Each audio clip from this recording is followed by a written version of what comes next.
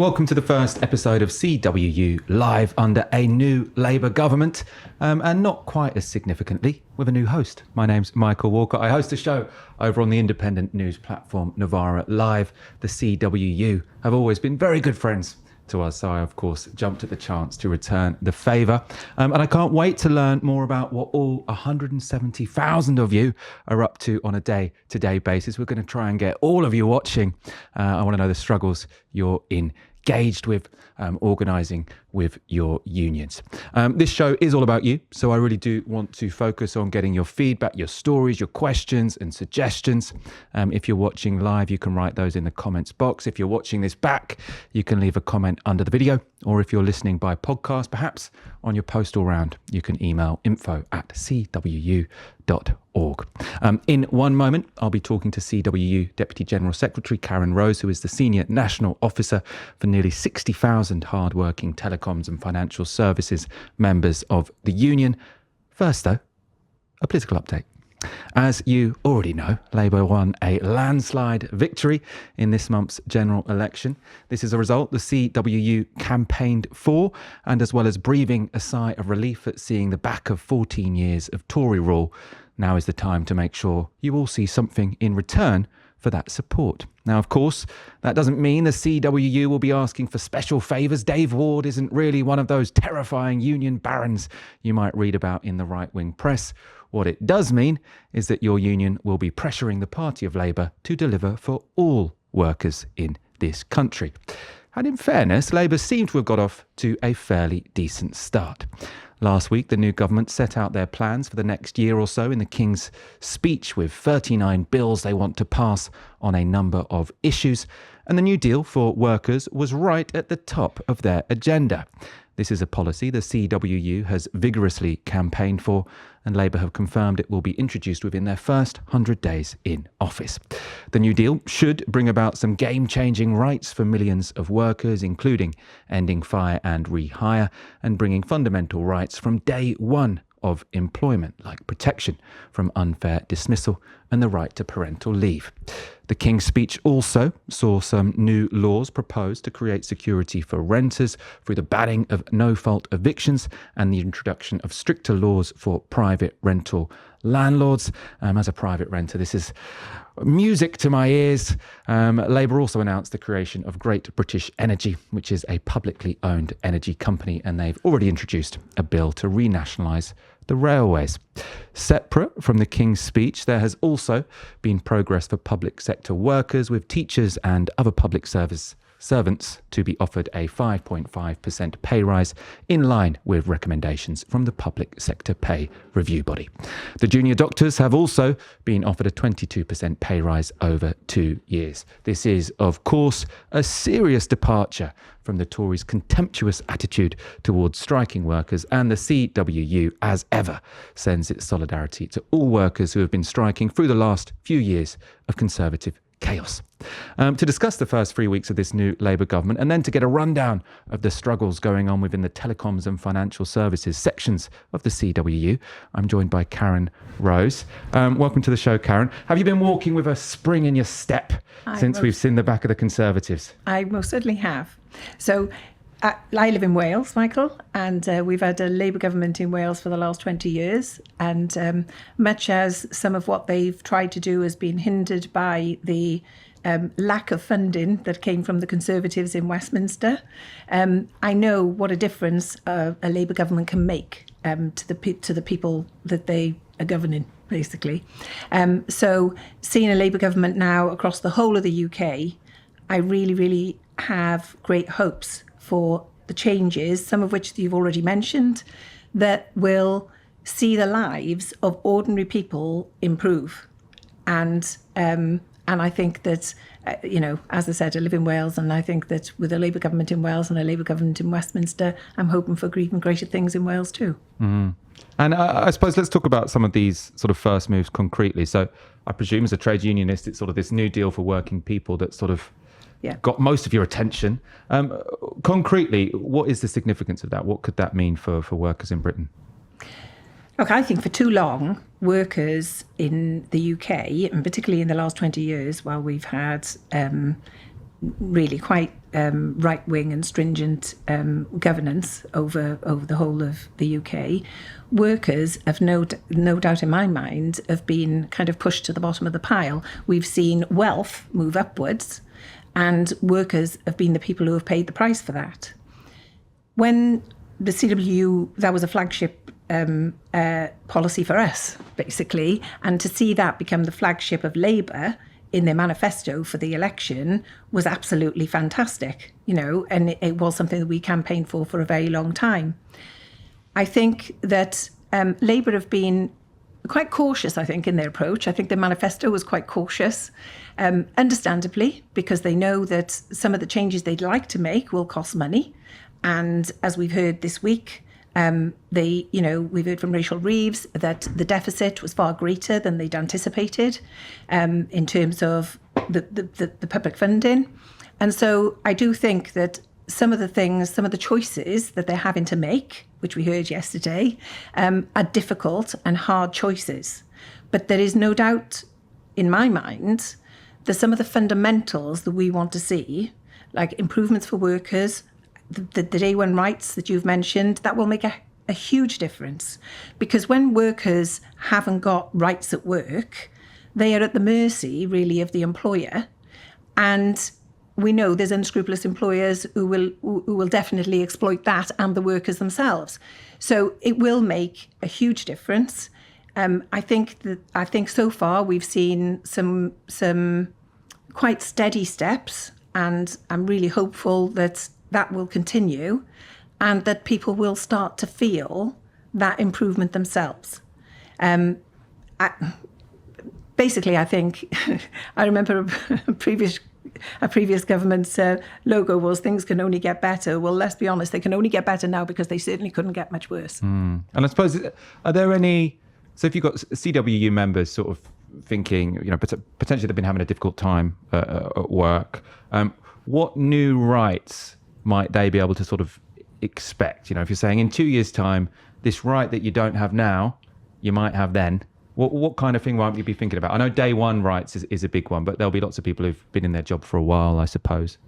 There would be. And the one thing that I suppose we would always say as trade unionists is the members that we represent in the companies where we have recognition, they probably have better terms and conditions and better rights at work because of the things that we've negotiated as a trade union. So, we would always advocate that people are a member of a trade union. I believe that the CWU provides really good industrial representation. And I think that we have got much better terms and conditions and the things that people can expect at work are much better in the companies where we are organised. They definitely are. However, things like the day one rights, well, they don't apply even within the companies where we have recognition. And what was something that came to the front when the Conservative government actually changed the duration for how long you needed to wait until you had basically employment rights at work. Employers were very, very quick to come to us at that point in time and say, well, we're extending it now, right? So we know that employers will always default, no matter how good they are, never mind if we're organised there, employers will always try to default to the legal minimum. So I think that in the areas where we represent members and we've got recognition with employers, I think the law will make a difference because despite our best efforts, employers have always defaulted to the lowest common denominator and always gone almost to the legal minimum on some of those employment rights. So those things will definitely improve. And of course, things like parental leave, if there's improvements in the law, then some of the policies in the companies where our members work will have to be improved because they're not all much better than the law. Yeah. And I suppose this also makes because, when you say sort of employers default to the legal minimum, you could say that's because they're terrible people. It's also because they're competing with other companies, right? So if you've won a great deal at one company, then they can say, well, I know you've got this great deal, but our competitor, they're at the legal minimum. And so for us to be competitive, we've got to get there. So if that minimum is raised, that kind of improves everyone's bargaining position. I suppose I want to talk about influence. So the CWU is, one of the big unions in the country that's affiliated to the Labour Party. Yeah. So you now, in a way, have sort of privileged access to the party of government. I suppose I want to know what do you do with that? Can you just go knock on Downing Street whenever you want? Can you sort of call up Keir Starmer, or is it more of a sort of your delegates going through the NEC at the Labour Party? How does it work? Well, I'm not sure it works that we can just knock on the pretend and go around for a cup of tea, It was beer and sandwiches, wasn't it? Isn't that what it was sort of, it used to say the unions were sort of knocking up for beer and sandwiches at number 10. I think maybe times have changed. So, look, you're right. We're affiliates to the Labour Party. And therefore, we have always been talking to the Labour Party. We've been talking to the Labour Party about their policies. We talked to the Labour Party about their manifesto before the election. So we as trade unions, collectively, we've had an influence in some of that. We tried to influence the manifesto in the first place. So now this is a party that's in government that we're affiliated to. Quite clearly, we do have access to that party and the people in that party, including the ability at some point. The Prime Minister's a busy man running the country, but within those limits, we have access to the Prime Minister, basically, and the Cabinet. Of course we do. Yes, we have influence on the Labour Party NEC, but the main thing is these are people who are prepared to talk to us. And that's unlike the previous government. So they're prepared to talk to us. So we have the opportunity to put our case and to make the arguments for the changes that we would like to see.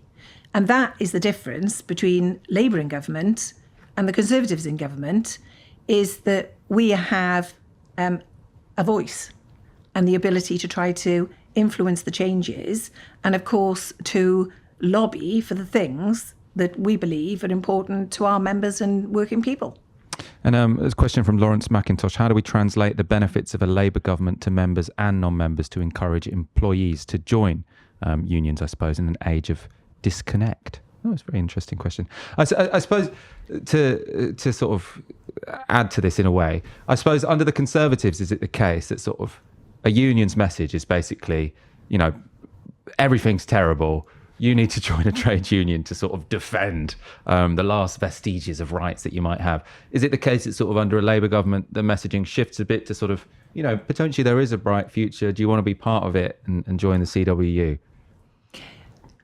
I think that we, in this country, and I think maybe the point that Lawrence is trying to make, is we know that quite often when people join the workplaces where we organise, they have never heard of a trade union.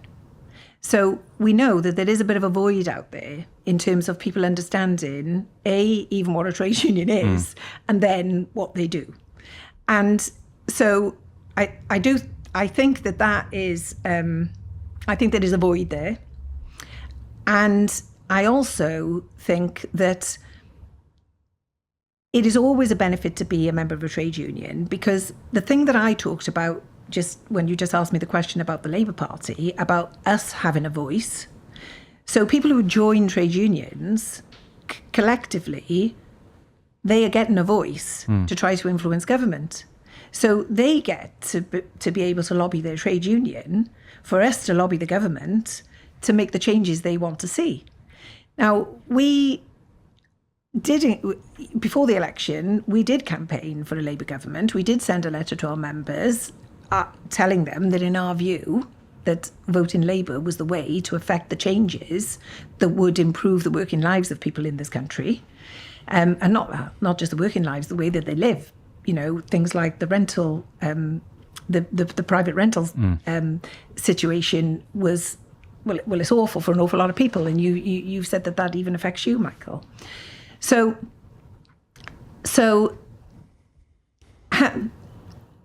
I suppose that the changes that we would like to see is dependent upon us having that lobbying power, and that lobbying power is dependent on people being members of a trade union. Do I think that people don't need to be members of a trade union because we've got a Labour government now and everything will be rosy? Absolutely not. I don't believe that. In fact, arguably there's more reason to join a trade union now because you're more likely to have influence over the changes that you want to see. But I also think that it's more than that, because being a member of a trade union does give you individual protection in employment. So even in areas where we haven't got those big recognition agreements and influence with the employers, we've still got the ability to give members help and advice in terms of their workplaces and employment rights. So there's always a benefit to join a union. I do believe that out there in society, there is a bit of a void in that I don't necessarily think that people see the benefit of that or even understand what a trade union is. I think as a trade union movement, that's something that we need to work on. And we need to find a way of doing almost like an education piece, which allows us to encourage people to join trade unions. Will the Labour Party help with that? Well, I certainly hope that they will. Yeah. We got an interesting sort of figurehead of Angela Rayner, sort of a proud trade unionist, working class woman. Yeah. I feel like that could raise the sort of standing and status of trade unions and in of course, public imagination. Angela Rayner very often mentions the fact that she came through the trade union movement. She was a trade unionist. That was what gave her voice, I suppose, and her vehicle to become an MP and now the Deputy Prime Minister. It's an incredible story, actually, when you listen to the story of Angela Rayner. And I think that, I hope that would give aspirations to an awful lot of people. Because one of the things that I would say, of course, is in the CWU, we would like to encourage more representatives. Yeah. We would like to encourage more of our members to become active members and to participate more in the workings of this trade union. Let's talk about some of the other big news from this week, which was those public sector pay deals. Yeah. So above inflation for sort of all public sector workers, but it was in line with sort of the independent review body. I don't think there was any way that Rachel Reeves really could have rejected that. It would have looked awful. The junior doctors, 22%, somewhat significant. I mean, good for them, also good for the country, because everyone, I think, was not looking forward to sort of more strikes over winter. Does any of this matter to CWU members? Because I assume that no one in the CWU really is a public sector worker, or do you have some members in the public sector? I don't think we do have members in the public sector, but I think it makes a difference to all of us, because I think those improvements will improve society. So I think it improves communities.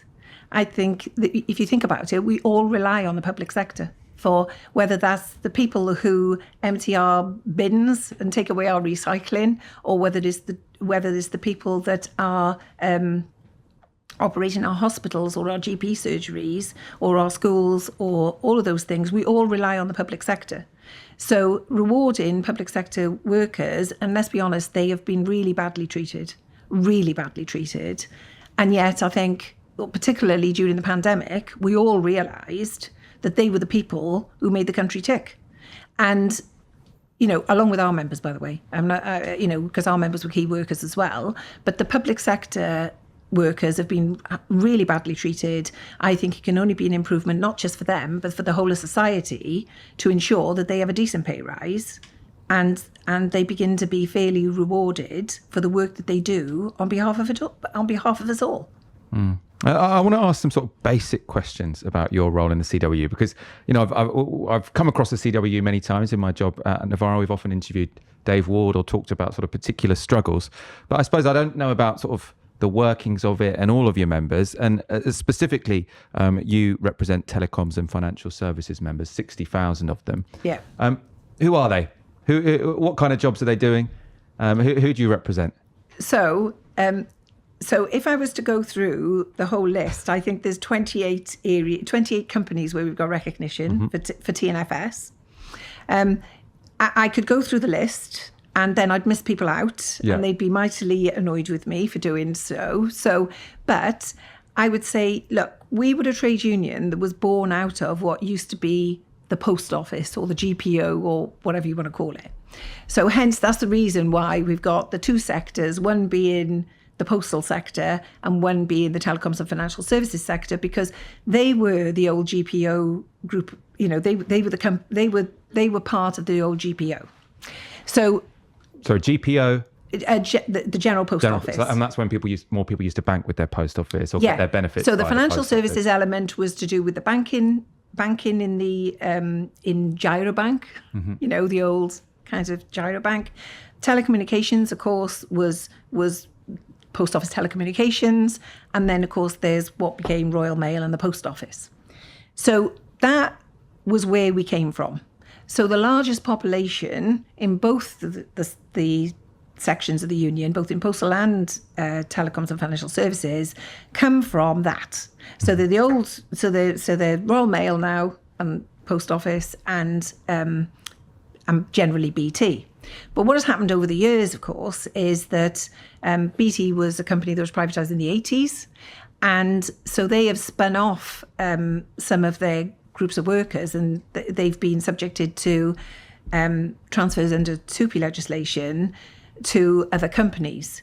So part of some of the 28 companies where we've got recognition is because that workers that originated in BT were basically moved out by 2P transfer into other companies. So that's why we've got some of the recognition elsewhere.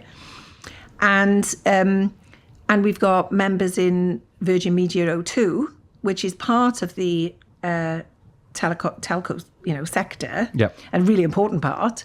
But those were originally, the reason why we had recognition originally there is because it was BT Cellnet, and those people, that was divested, and they moved out in the early 2000s, and they became O2. Then they were bought by Telefonica, and then Virgin Media, and so they became VMO2. So we've got members in there. Mm-hmm. But subsequently, members have then been 2P'd out of Virgin Media. So you can see that this has become a kind of spiral, which has resulted in 28 areas of recognition. And they run from whether they're a financial services company, whether they're a telecoms company, or whether they're a tech sector company. So we have got members right across a huge range of all three of those sectors. And if you work for, say, is it the case that anyone that works for BT would have the CWU as their natural union? So does that include sort of the engineers, the people at the call centres, sort of, or is it different people in different parts of BT might join different sort of unions? How does that work? No, I think that the CWU is the recognised trade union in the telecom sector. Yeah. So anyone who works for BT, you'd say, should join the CWU, and many of them, thousands of them have. Yeah, absolutely. Yeah. Oh, we have a really high level of membership in BT, and we had a dispute year before last now, and it was obvious that the reason why that dispute was so successful, and it did result in a successful outcome, and the reason is because the density of membership that we've got in that company is really high, and that is the key to success for a trade union, is to have high density where you're representing workers, where you're organising workers. And is the density the highest in BT? Because I suppose it's often in those companies that used to be nationalised and then got privatised where you do have the highest density, isn't it? If you think British Airways, BT, British Gas, those kind of It tends to be because because traditionally there have been so many members in the company, it becomes the natural thing to do when people join the company. Yeah.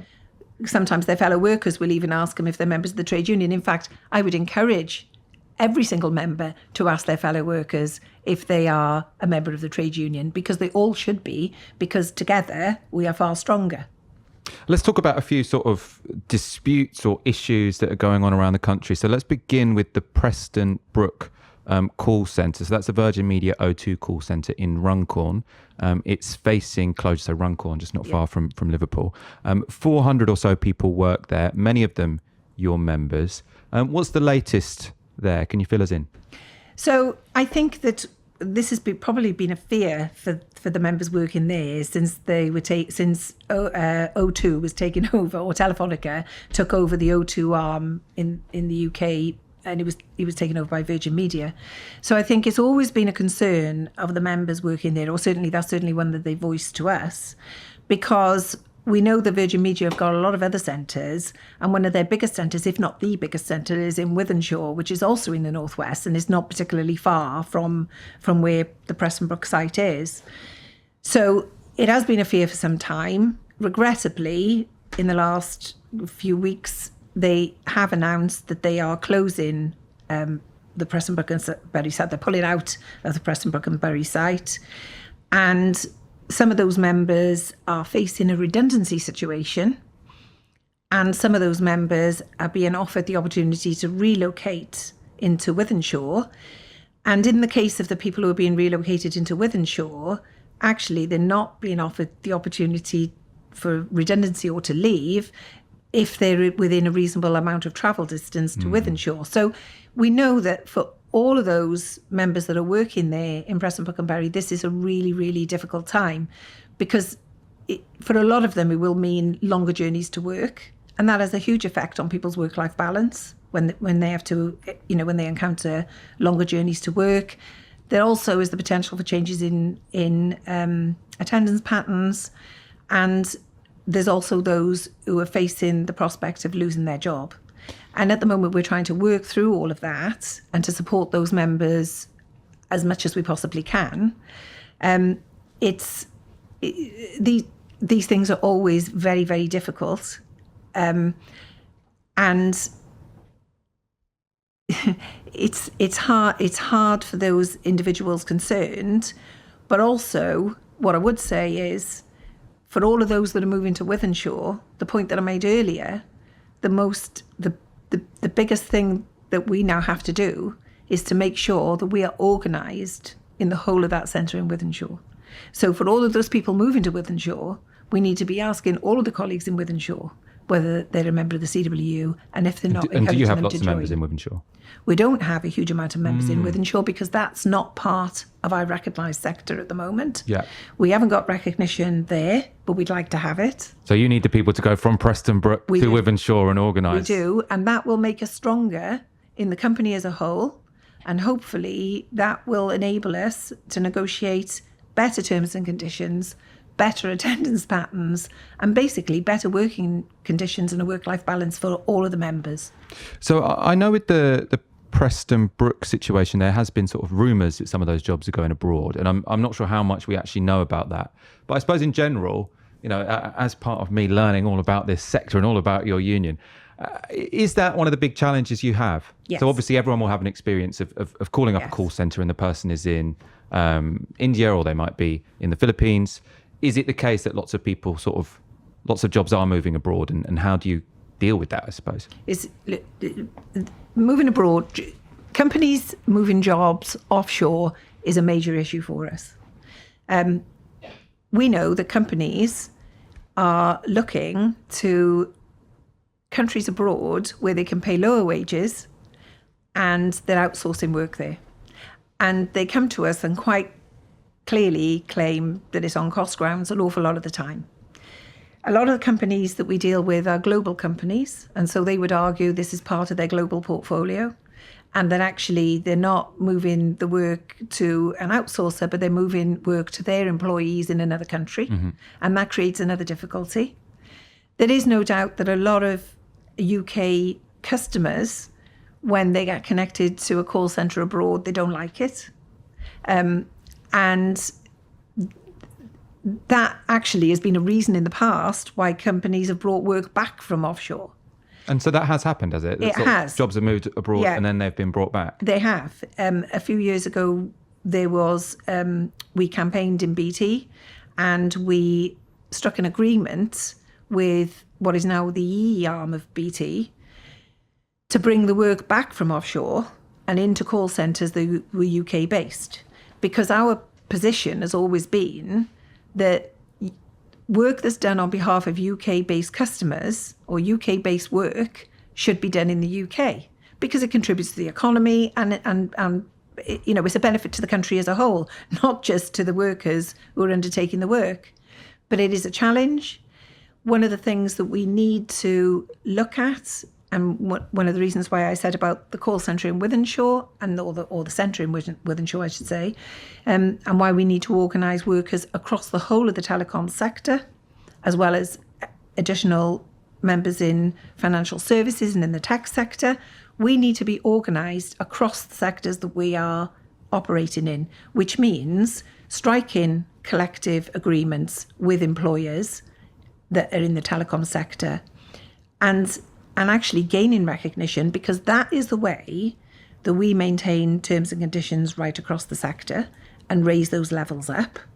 And by having members that are in force and, greater density of members, like I've said that we've already had in BT, that is how we get the strength collectively to bargain and to leverage what we really need to see. So, for example, one of the reasons why we were successful in getting work in EE, in the contact centres, put back into this country was because we were able to bargain on the basis we had recognition in there. We had high levels of membership in there.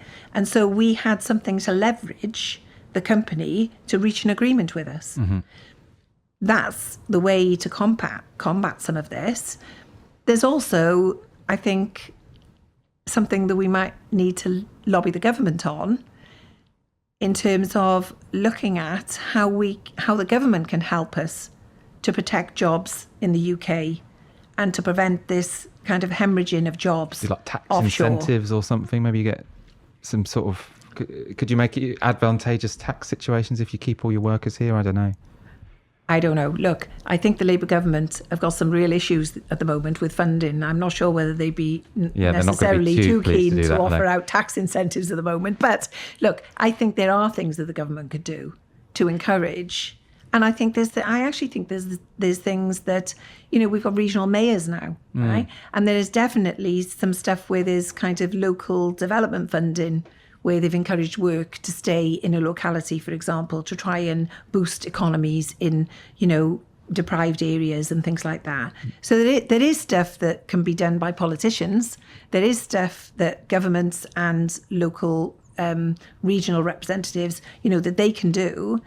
But the answer really is for the trade union movement. We have to extend our membership.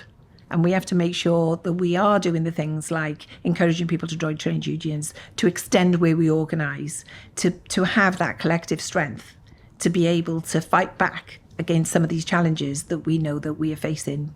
So you said the organisation where sort of you have some of the highest density, some of the biggest muscle is in BT. Now, there might have been some BT workers who looked at the newspapers over the last week and saw a worrying headline, which is that BT Openreach have lost 200,000 customers in the past quarter, which apparently is a record number of customers to lose in such a short period of time. Now, obviously, if you're a worker for a business and you open the newspaper and you see they're in trouble, they're not about to go bankrupt, but it's not good if you lose that many customers. How should a worker approach that kind of news? If you open the newspaper and it's saying bad news for the company you work for, how do you advise them to respond, I suppose? So I think the company have done some messaging to the workers to kind of, I suppose, moderate the headlines, if you see what I mean. Reassure. Yeah, I think they have tried to do that. Look, there is no doubt that in a company like Openreach, which is part of the BT Group, obviously, they have invested a huge amount in the infrastructure in the UK to roll out fibre. And they were the kind of traditional network provider in the UK. So other players have come into the market. And relatively, our members in BT and in Openreach have got terms and conditions which are at least market comparable. There are other players out there, which are the competition, other companies, which are the competition. Are we thinking Virgin Media and Community Fibre?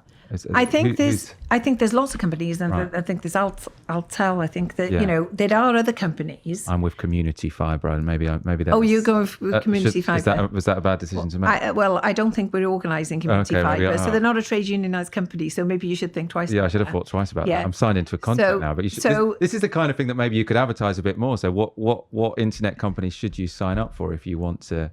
And maybe we should be doing if you want to sign up in solidarity with workers. Yeah.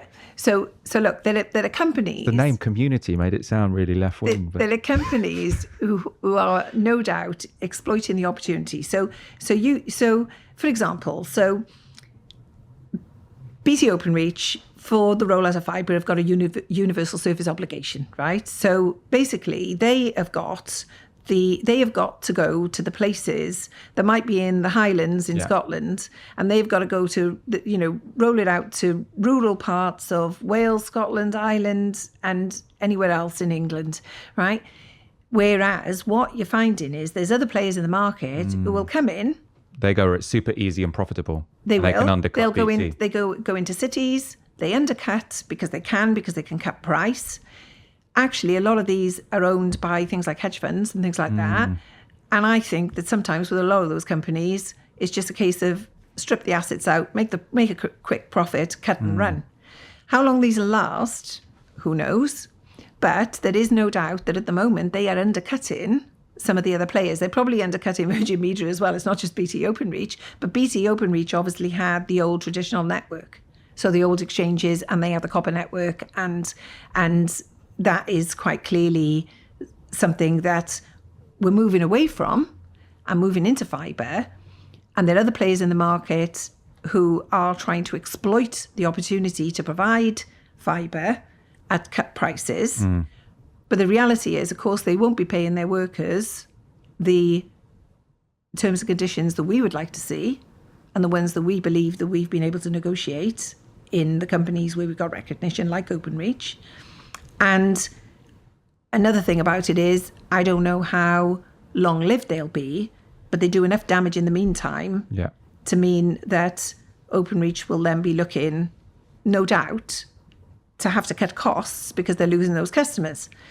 So is it a concern? Yes, of course it's a concern for us, because we don't want to see the companies where we've got recognition lose customers, lose business, lose income, because that can have a knock-on consequence to our members. But right now, have we got anything going on in terms of that as a result of that? Well, it's yet to be seen. We don't know that yet. That was the headline. At the moment, we don't know how that's going to continue. We don't know if that's a trend that's going to continue. It is a worry, and I'm sure that it's a particular worry for the company themselves, and I'm sure that's something that they're seeking to address. But we'll just have to see how that plays out, because at this moment in time, I think it's impossible to predict what we're going to see as a result of that in the future. I suppose that would also be where sort of government intervention could come in to try and stop any kind of race to the bottom. Obviously, if it's got that universal obligation, then that should come with some benefits as well. You don't want to just let sort of these upstart companies take all the profitable business and leave BT Openreach just with the universal stuff. Look, I think that's happened for some considerable time. I think we've seen for a long time similar situation with Royal Mail, isn't it? Yeah, where people basically, there's like startup companies, new companies owned by hedge funds. They'll go in, they'll see the opportunity to seize the profit. They'll go in, strip it out as much as they can, and then they'll move on. Right? That is what we've seen. Yes, there could be government intervention that would curb some of that, and maybe that's something that we need to be lobbying for. We talked about jobs going abroad. We talked about upstart companies, I suppose, competing and undercutting with more established companies. An even sort of bigger, more abstract challenge, artificial intelligence. So we talk about this sometimes on Mine of Our show. Is it going to end the world? People do seriously debate that. I suppose more immediate is, will it take people's jobs? And especially when it comes to sort of customer service, I know there's currently Salesforce, a London-based company, is advertising that by using AI chatbots, they will be able to help clients cut call center support costs by 27%.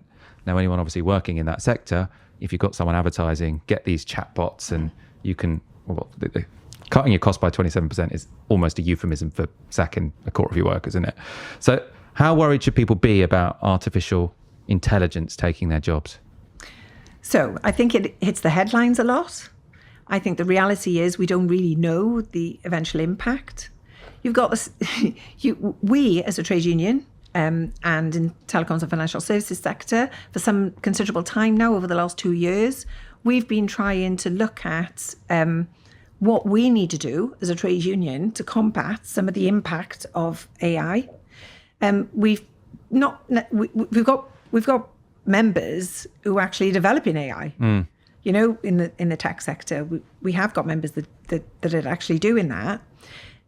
As far as the impact on work, I'm sure that is going to result in what the companies would say to us is it will result in some of the more menial tasks being stripped out, but it will also create jobs. So there will be new jobs as a result of AI, but it will do away with some of the old jobs. I suppose what we don't know, but we can make a guess at and we can be alarmed about, is what the balance is or what the difference is between those two. So how many new jobs will it create by comparison to how many of the existing jobs it will render, no longer required. Yeah. So what we've been trying to do as a trade union is we've been trying to get our head around AI. We've been lobbying we've been lobbying the Labour government to have something in terms of we want there to be legislation around trade unions being consulted about the introduction of AI. We've seen AI come in terms of surveillance of our members, and there's some of that that's going on, and that is a concern. So one of the things that we've been looking at is how we can mitigate the impact of that on the members and how we can ensure that surveillance doesn't become intrusive surveillance. With regard to the kinds of automation, we've had automation of call centre roles for some time, right? Before AI, there's been platforms which are just based on almost like a more mechanical style technology, where customers are almost like self-serving. So that is kind of taken out. As it happens, that didn't really reduce the need for call centre workers to be answering those calls. And I'm not saying that AI won't. What I'm saying is I think it remains to be seen. But I think one of the most fundamental things is that we're all looking at AI that is going to be frightening and is taking out jobs. But the reality is that in the use of AI and whatever services or product or whatever it is that is creating, well, if it takes out a whole load of jobs, who's going to have the income to be able to purchase the things and buy the services that the companies are still providing? So there has to be some kind of balance at some point that whether it needs to be, legislation that governs some of this. And I'm sure there does need to be legislation that governs some of this, by the way, because the one thing that's really quite scary about AI at the moment is we don't really understand what governance there will be on it, and we don't really understand what governance there will be and what obligations there will be on the companies that are creating it in the first place. So that's stuff that we are really trying to understand and learn more about. And we have been trying to educate ourselves on it. There's lots of courses out there, and the TUC have been doing a lot of work on AI and helping the rest of us in the trade union movement to have an understanding of what we need to do as trade unions to negotiate protections for the AI that will impact on workers in the workplace. But we also need to look at protections for society in general, because you couldn't have a situation where if AI comes along and takes out a whole load of jobs, well, what are we going to do? Who's going to buy anything that's left? How will companies ever make a profit if nobody's got a job and nobody can buy the services? Then quite clearly they're not going to be making a profit, are they? So no amount of AI is going to generate profit for them if there's nobody there any longer to still purchase the services. So I think it's really multifaceted. I think it's a huge piece of work. I think we really need to take seriously the threats to workers, but not just in the threat to jobs, the threats to workers and how it impacts their working lives and how it impacts them in the workplace. So I think it is a concern for us. It is something we're working on, and we will continue to work on, and we will continue to lobby the Labour government for fairness and governance around the use of AI. Yeah, I have to say, I know you said sort of customers tend to not like it as much when a call center gets sort of outsourced to a different country. And I think that's absolutely true. But I have to say, if I find that I've got a complaint and it's a chatbot that's talking to me, my heart sinks, because I'm like, oh, I know this is going to be completely useless. It's frustrating, isn't it? It's really frustrating. It's like, if I've got a problem, it's because the solution wasn't simple, which is why I wanted to speak to a human. Yeah. Because often the reason you have a problem as well is that you need someone who has the authority to change something in the back end.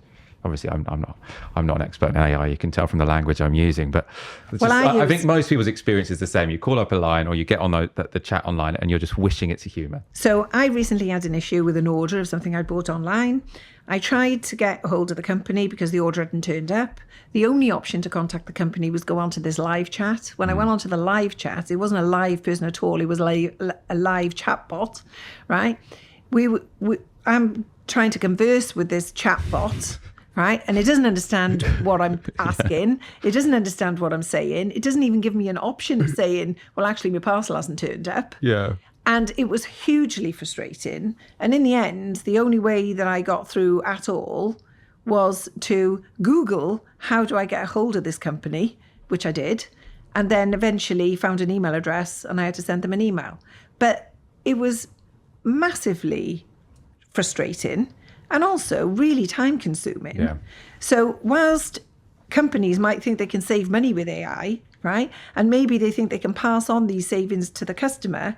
Actually, in the meantime, the customer needs an extra half a day every week in order to converse with the chatbot. So no, that's absolutely true. You know, because with it, it's sort of when they outsource to a different country, it's sort of you're passing on, you're cutting costs by moving it abroad. Here, you're kind of making the customer do the job. Yeah, because it does feel like a day's work. You're making the customer do the job while you take all the profits. Yeah, exactly. Class. Let's go to a question. Dave Davison, members in OpenReach. So this is actually potentially similar in terms of pressures on the job. Are starting to feel more pressure regarding performance management, such as CDR. Now, I don't know what that means. Maybe you do. And my potential. Why are the unions struggling to fight against this? So potentially sort of saying the union aren't being quick enough on this. But I suppose for my benefit, could you tell me what CDR and my potential are? Or so they're both types of performance management. So the one CDR is what they use in OpenReach service delivery. My potential is something that they're trying to introduce in another area of OpenReach at the moment. Both have been controversial. Both are something that our national OpenReach team have been conversing with the company about.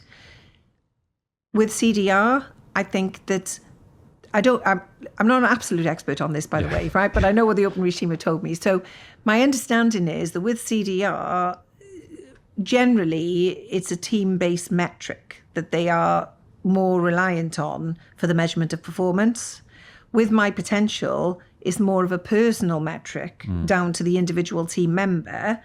And that has been hugely controversial. And that is something that our team have definitely been pushing back against. And with the CDR, we haven't had as much negative feedback about CDR as we would expect to have with the introduction of my potential. Yeah. And that's because the differential between it being a team-based metric and a personal-based metric is significant. We are arguing that metrics should be team-based. They shouldn't be down to the individual, because that, in our experience of the past, has always driven wrong behaviours. I don't mean by the individuals, by the way. It brings out the worst in managers in our experience, when you kind of they are under pressure to up their performance stats, and they go after the individuals that they see as the ones not performing. So look, performance management is always a concern for us. We've spent years battling in BT as a whole over performance management several years ago. We eventually reached a point where we think we had an agreement. With the My Potential, we believe that will had the potential, yeah, pardon the pun, to bring back some of those really awful things that we'd seen under performance management before, and the team have been really pushing back against it. I've been on leave. haven't had an update in the last week or so. We'll have an update later this week. But I wouldn't say that we're struggling to fight back against them, because that couldn't be further from the truth, because we are fighting back against the things that we see that are going to be damaging or detrimental to our members. Yeah, without knowing much about My Potential, it does sort of seem to have the potential to be a bit Orwellian, a bit Black Mirror. You've got this application called My Potential that's just telling you you're not working hard enough for this company. A bit icky. Karen, we've got to wrap up. It was a really interesting conversation. I've learnt a lot. I'm looking forward to learning more, even if I feel a bit guilty for being with Community Fibre, but that's okay. I have to look at Community Fibre. I don't know much about it. To be fair, the service isn't amazing. So I'm definitely not here advertising it. Let's wrap up. As I said, I do really want this show to be about you guys. So do get in touch. Not just with sort of your questions and your sort of union organising struggles, but also sort of your day-to-day lives. I want to know what's sort of going on your postal round. Are you annoyed at the local dogs in the area? I've actually got a staffy/bully. Oh, have you? She's never been mean to a postman, but I feel like that might be the kind of dog that has done that in the past. So do let us know. You can get in touch via info@cwu.org. For now, thank you so much for tuning into CWU Live. As always, we really appreciate you being here and supporting us. For the next show, we will have another great guest in the studio. If there's any question you'd like answered by whoever we get, you'll be able to let us know in the comments on the day. For now, let's wrap up. I've been Michael Walker. You've been watching CWU Live. Good night.